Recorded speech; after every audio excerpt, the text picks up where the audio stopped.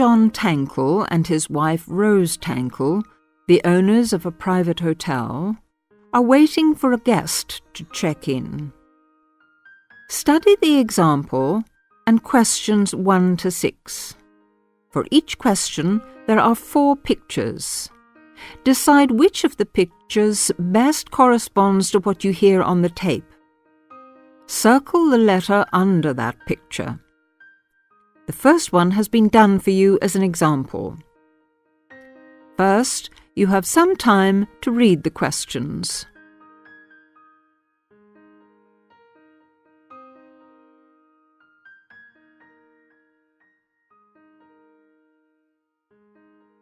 Now, listen to the conversation. Hello, Evergreen Hotel, can I help you? Yes, good afternoon. I wonder if you have a single room with a private bathroom for tonight, please. Let me just check. Single room with private bathroom just for tonight. Yes, we have a vacancy. Would you like to make a booking? No, I'll come around now if that's okay. What's the address, please? 239 Smith Street. I'll just write that down. 239 Smith Street. Okay, I'll see you in about 30 minutes. Goodbye. John, we've got a guest coming. We can put her in number 8. Dear me, it's getting dark earlier and earlier. What time is it, Rose? 4:30. Oh, that Mr. Lieber should be checking in soon, shouldn't he? He said in his letter that his flight was due in at 3:10 and that he'd be coming straight here from the airport. By the time he gets here, it'll probably be 5:30. There's a lot of traffic at this time of day. Wait a minute, there's someone coming in now. Hello, good to see you. You must be Mr. Lieber. How was your flight? Not too bad. Once I've had a shower and a shave, though, I'll be a different person. Hello, Mr. Lieber. You got in earlier than expected. It's just gone 4:30. Yes, well, the traffic wasn't too bad. My flight came in 15 minutes earlier as well. And that's the TV lounge over there. Now, breakfast is at 8 and dinner at 6. Well, here's the key to your room. I think you'll like it. Number 7's on the first floor, next door to the bar. It's got a lovely view. It looks onto the lake and the park. Oh, by the way, I'm expecting somebody over in about 20 minutes. As soon as I've unpacked, I'll come downstairs. So could you tell him that I'll be waiting in the TV lounge? Yes, certainly. He's an Australian, a very tall man with glasses. You can't miss him. I'll keep an eye open for him. Oh, by the way, will you be wanting an early morning alarm call? Later that afternoon, after his meeting, Mr. Lieber asked Mrs. Tankle for street directions. As you listen, decide which picture best fits the information given. Hello, Mr. Lieber. Your visitor found you. Yes, thanks. Listen, I have to get into town. Which is the best way to get to the city centre from here? It's not very far at all. There's a taxi rank in the square just at the end of the street here, or you could even walk. It's about half an hour's walk, if you're not feeling too jet-lagged. There's a train service from Martin Street Station, but it'd take you about 15 minutes to get to the station from here. What part of the city do you want? I need to get to the Australian consulate. Do you know where that is? Let me have a look. Oh, right. Your best bet in that case would be the bus. There's a stop on the opposite side of this road. Can you see it? Just past that red coach. You can get off at the Grey Hall. It's, let me see, 1, 2, 3, 3 stops down. Better ask the conductor to tell you when you're there, just to be on the safe side. When you're at Grey Hall, just keep on walking to the end of the block. Turn left into MacDonald Street, and you'll see a big cinema on the right. The consulate's just opposite. You can't miss it. Yeah. Opposite the cinema in McDonald Street. That sounds easy enough. Thanks very much. See you at dinner. 5:30, wasn't it?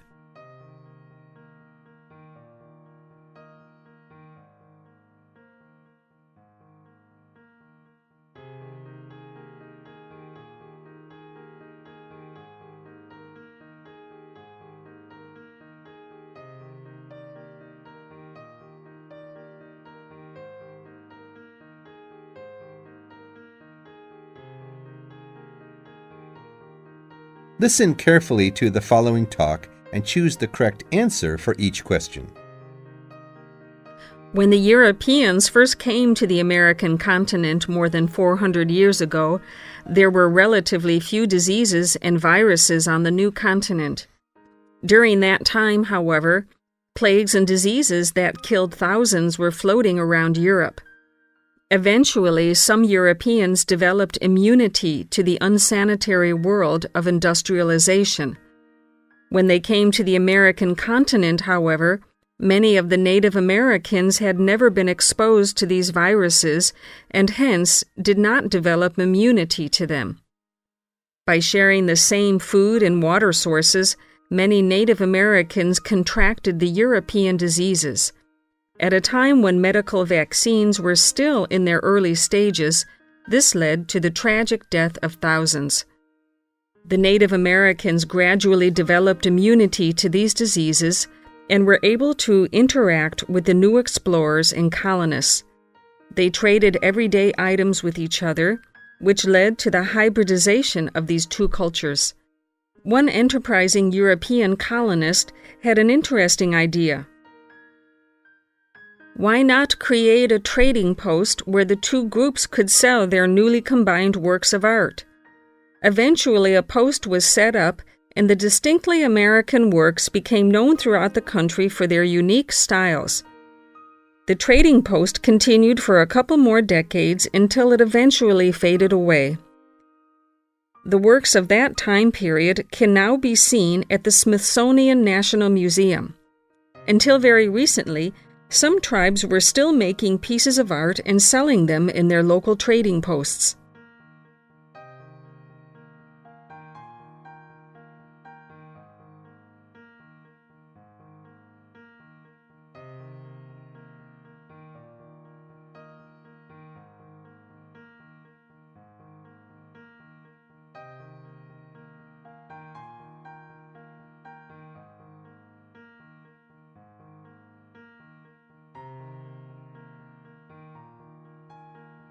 Now turn to Section 2. Section 2. You are going to hear a lecture given by a counselor. First, you have some time to look at questions 11 to 15.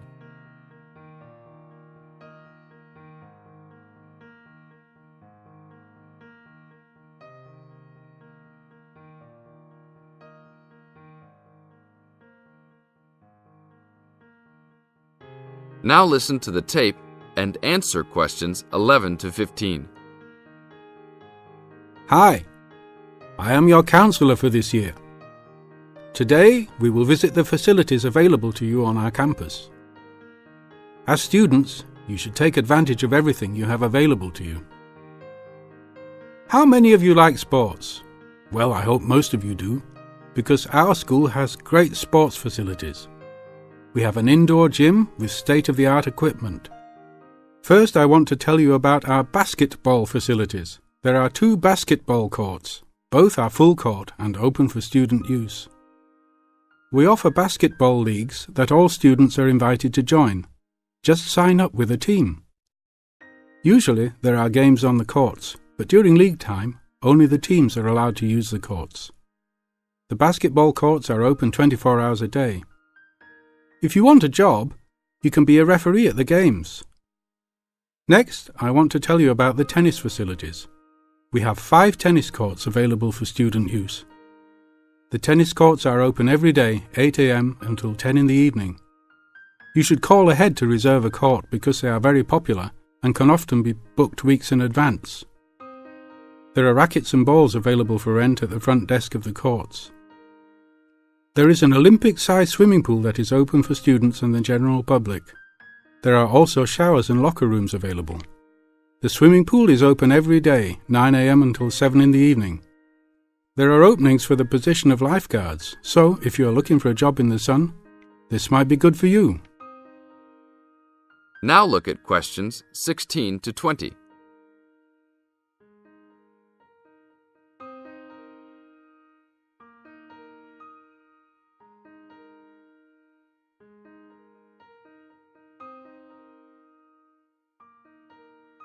Now listen to the tape and answer questions 16 to 20. There are also 2 weight rooms and a gymnastics room. The weight rooms have all the standard equipment available. Please check with the gym to see the open hours because they vary from time to time.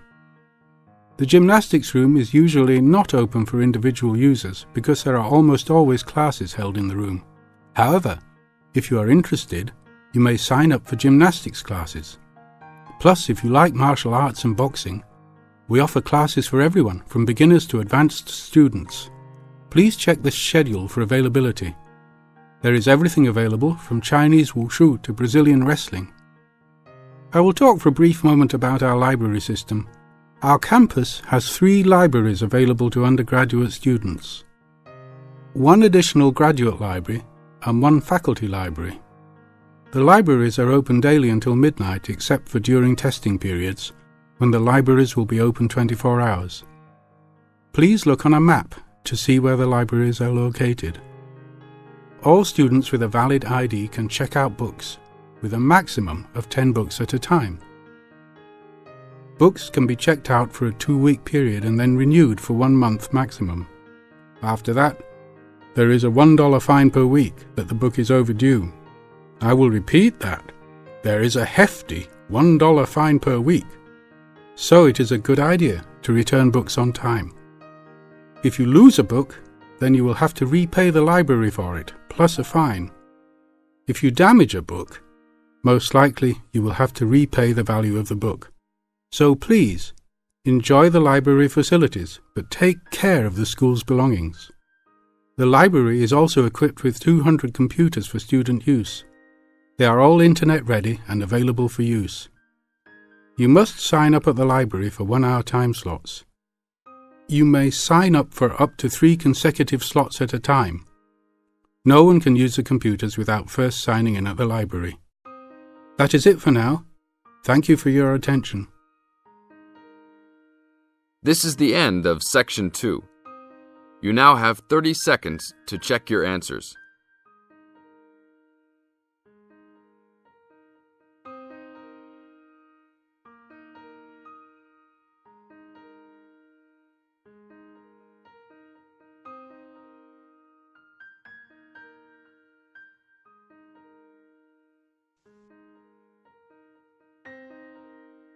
Now turn to Section 3 of your listening question booklet.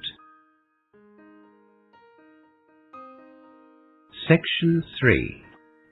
In this section, you will hear 2 students discussing the early childhood tutorial they are going to present. First, look at questions 21 to 26.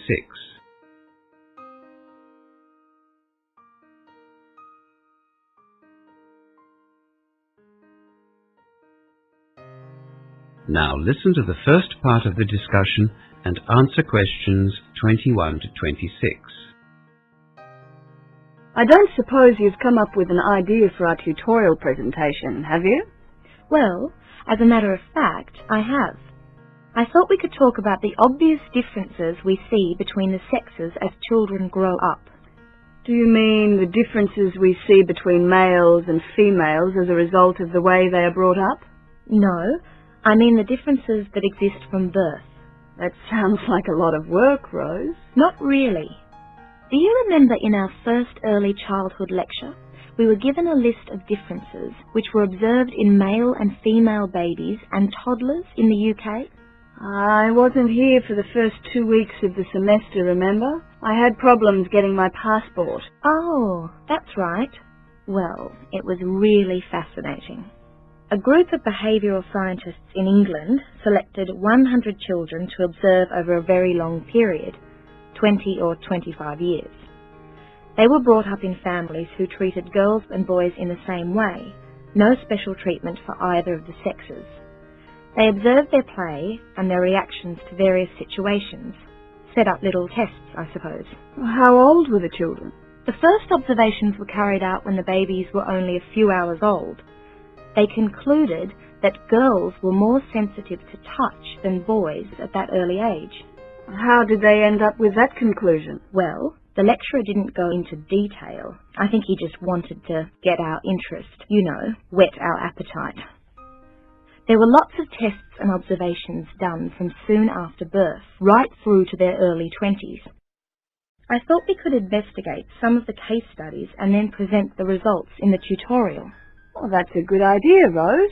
It'll be interesting, but it will also give us the chance to collect information for our end-of-term assignment as well. It'll also be a good opportunity to check out the resources available in the library. I haven't had the chance to spend much time there yet. Have you?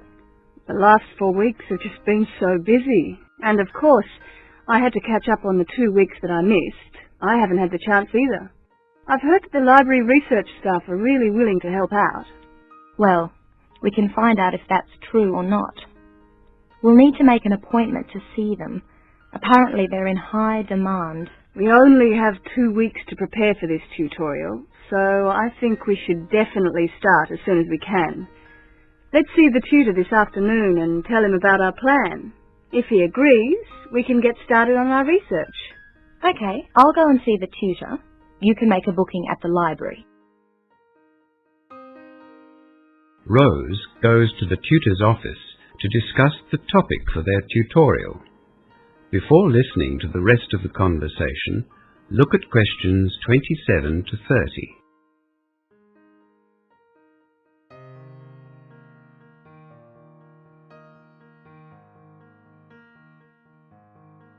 Would it be possible to see Jim Clark, one of the early childhood tutors? May I ask what it's about? We have to get approval for our tutorial topics in EC 101. Yes, I thought it might be about that. Unfortunately, Jim had to go to Sydney this week, but he has given me some specific questions to ask about the tutorials. Oh, we were hoping to get started on our research. We've only got 2 weeks. Don't worry, Jim's phoning in twice a day. If you give me the details, I can give you an answer by tomorrow morning. That's great. We are planning to present some case studies that were undertaken by a group of... Hang on. I just need a few short details. Let me see. I have to write down what the subject of the tutorial is. Okay. I guess the topic is gender and when the sexes start to act differently. So, is it about how male and female children are different? What can I write here, next to topic? Well, what about how the sexes differ? Okay, I'll put that down as your topic. Jim also wants to know the aim of your tutorial. Well, there are 2 aims, I suppose. The first is to show how they differ, but the other point we want to make is that the differences are innate, not learned. To show that differences between the sexes are innate, not learned. Right, that's the hard part. Now I need to know the date, time and room of your tutorial. It's in 2 weeks. Let's see. That'll be Tuesday the 26th at 11 a.m. We are in room B1203. And do you need any AV material? What does AV mean? Audio visual. You know, TV, video, tape recorder, overhead projector, that kind of thing. I hadn't thought of that. Guess we'll need an overhead projector. We haven't really started planning our tutorial yet. We just wanted to get initial approval from Jim. Never mind. You can always cancel the projector if you don't need it. Jim will phone in the morning. Do you want to come and see me then? Or I can phone you if you like. I have a lecture from 8 to 10 tomorrow morning, so I'll drop by after it finishes. Right. I'll see you then. That is the end of section 3. You now have half a minute to check your answers.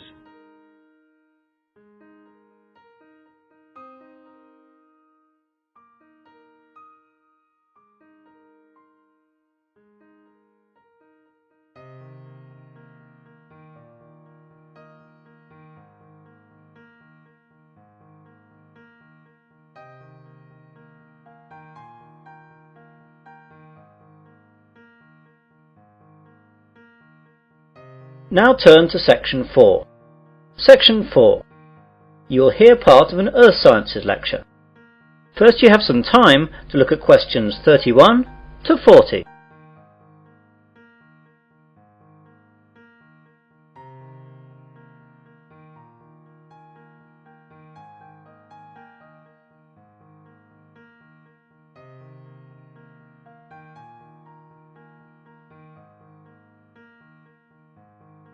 Now listen carefully and answer questions 31 to 40. Good afternoon and welcome to this Earth Sciences lecture. Today we're going to look at tidal waves, or more correctly, tsunami.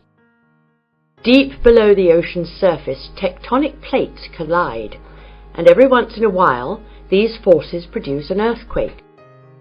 The energy of such submarine earthquakes can produce tidal waves which radiate out in all directions from the epicenter of the quake, moving at speeds of up to 500 miles per hour. When these waves reach shore, they can cause enormous destruction and loss of life. Tidal waves are actually misnamed.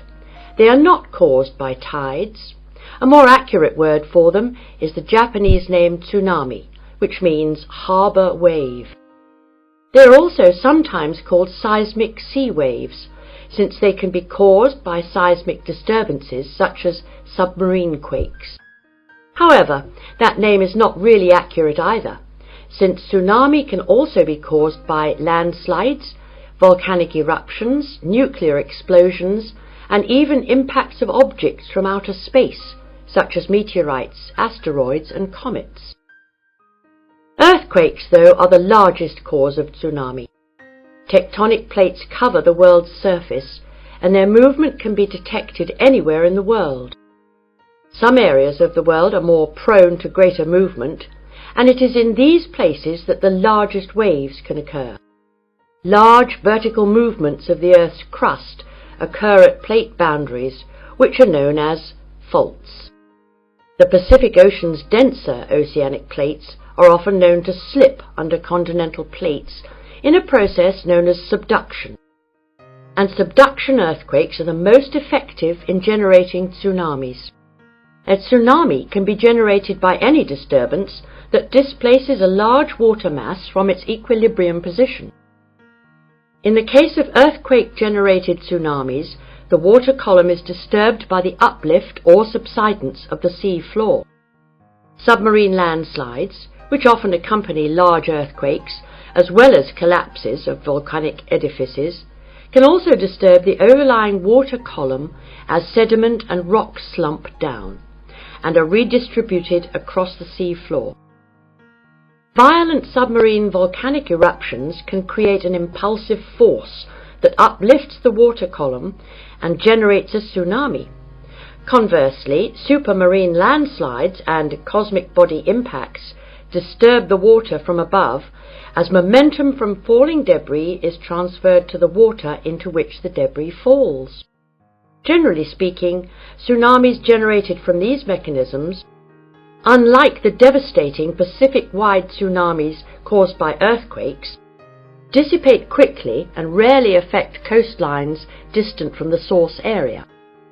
Tsunamis are very hard to detect, since they cannot be seen when they are in the deep ocean. The distance between two wave crests can be 500 kilometers, and because of this, the wave height is only a few feet. Because the rate at which a wave loses its energy is inversely related to its wavelength. Tsunamis not only propagate at high speeds, They can also travel great transoceanic distances with limited energy losses. As the tsunami reaches shallow water, however, its speed decreases, but the energy it contains remains about the same. Instead of travelling fast, the wave rises high. The National Oceanic and Atmospheric Administration has set up a seismic detection system to monitor earthquakes and predict the possible arrival of tidal waves for Pacific countries. Buoys at sea can also detect water pressure changes that can indicate tsunamis moving through the ocean. But when tsunamis originate near the shore, there is often little chance to warn people. Let's look at some examples of tsunami and their causes and effects. Some can be relatively harmless. In 1992, an offshore landslide caused a tidal wave of only about 3 feet high that struck at low tide, so Humboldt County, where it hit, got off easy with no casualties.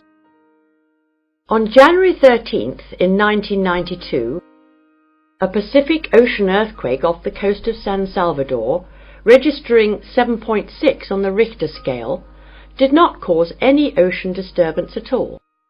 However, a recent tidal wave which struck Papua New Guinea on July 17, 1998, was 23 feet high and killed at least 1,200 people. This wave was caused by a magnitude 7.1 submarine earthquake. On July 17, 1998, a Papua New Guinea tsunami killed roughly 3,000 people.